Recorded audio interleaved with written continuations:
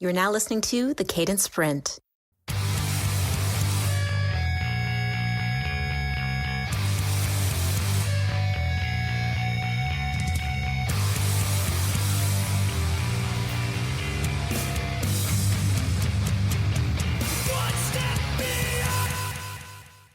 Hey everybody, welcome back. Today I want to talk to you about high stakes and high value conversations. I'll define how I look at each one of them and how you can prep for either one. Every conversation that you have in your workday or even just in your personal life isn't high value or isn't high stakes.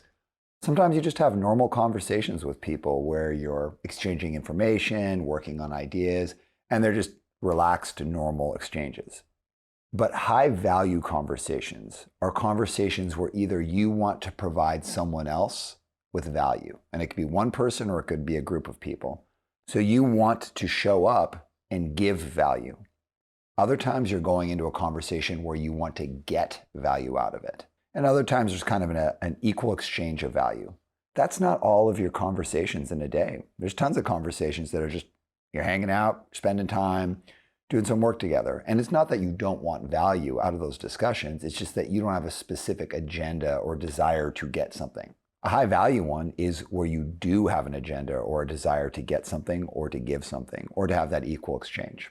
A high stakes conversation is different. The way I look at a high stakes conversation is there's something to gain or something to lose. High stakes conversations are difference makers, where if the right things happen in that conversation, then things are going to go a way that you want them to go. Or if they don't, they're going to go in a way you don't want them to go. This also doesn't mean that it's like some awful outcome.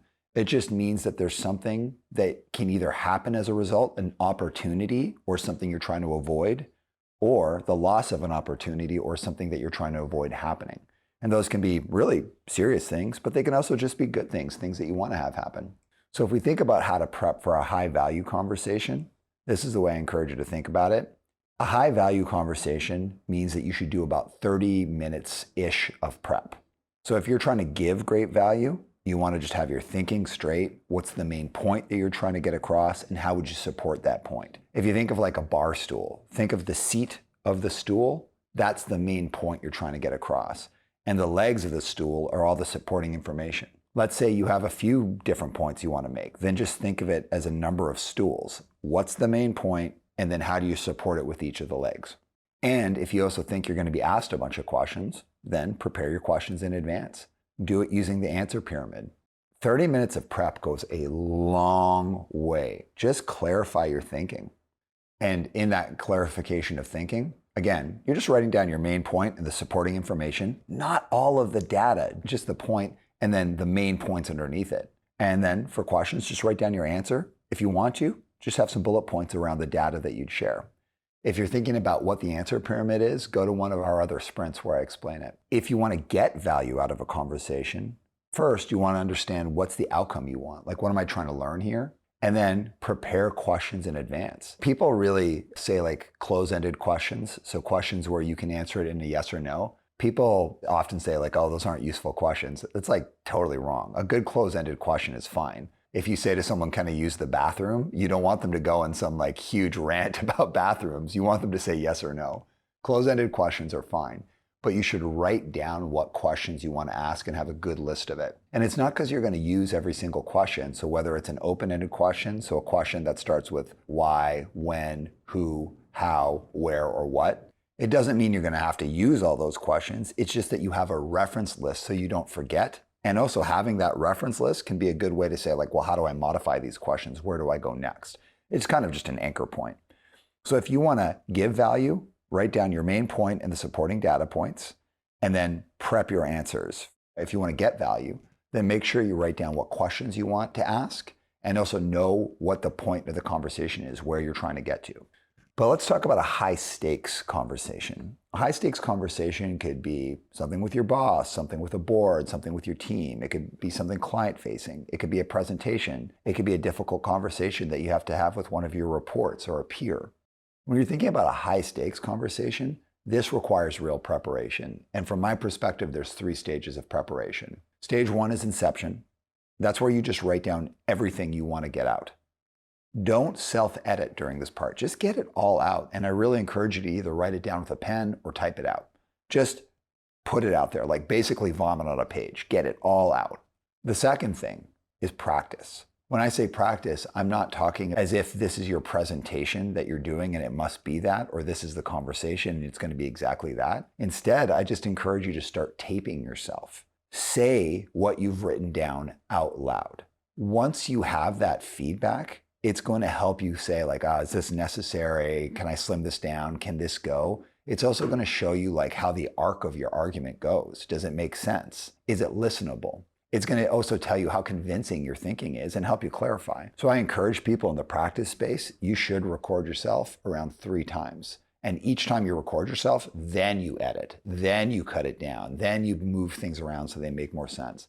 I also encourage you to time yourself so that you know how long-ish you should be speaking. Final stage is mastery. Mastery is where physical and verbal presence comes in. Then you should tape yourself another 3 times. And in this, you should be focusing on physical presence and verbal presence. If you get that alignment between what you're saying, how your body is supporting that, and how your voice is supporting that, that is ultra powerful. And you do not need to do that for all your conversations. In fact, you have tons of just normal conversations that require little to no prep. But then, of course, you do have high value ones that require around 30-ish minutes. But these high stakes ones, where there's something to gain or something to lose, you should put effort into it. I believe prep for high value conversations, there should be 3-ish sessions where you prep. You can do it 3 days in a row, or I do encourage you to space it out over 2 weeks or a week at least. And just do about an hour to 2 hours of prep each time. That might sound like a lot, but if it's high stakes, really high stakes, that 6 hours is nothing. However, if you don't have 6 hours, make it an hour. If you don't have an hour, make each one half an hour. But it does require a significant amount of prep. And for those of you who say, the more I practice, the worse I get, no, it's because you haven't practiced enough. I really encourage you that we get to this point where it starts to feel uncomfortable and we're not as good as we usually are. That's because you're actually getting better. It's kind of like when you're running, it does not feel good when you start running if you're not an experienced runner. It actually feels bad, like you're doing something bad to your body. The more you run, the better it gets. And then it starts actually feeling good. It's the same with practicing for something that's high stakes. When you start feeling that, I'm not as good as I should be, you push past it. And in fact, if you lean too much into that negative feedback, you're never going to be as good as you could be because you have to get experience in pushing past that like really uncomfortable space. So the way to use this stuff is look at your week, the meetings you've got coming up and the conversations you're going to have. What's just a regular conversation? Requires little to no prep. What's high value? Okay, if it's high value, you want to make sure that you're clearing at least half an hour somewhere in that week to prep. If it's high stakes though, and if it's this week, start right away. First stage, inception. Second stage, practice. Third stage, mastery. By the time you hit that conversation, you will be ready to go. So if you're wondering why my voice sounds all raw, it's not because I've got a cold. It's because my band just finished a run of shows down the West Coast. And we practiced for those shows. We thought about what songs we wanted to play, how long our set was going to be. The band ran through the songs. We talked about like where we were going to be on stage and all those things.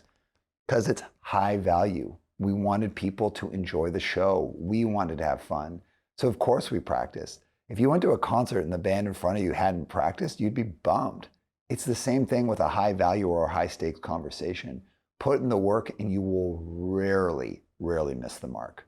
All right, that's it for me. I'll talk to you next time on the Cadence Sprint.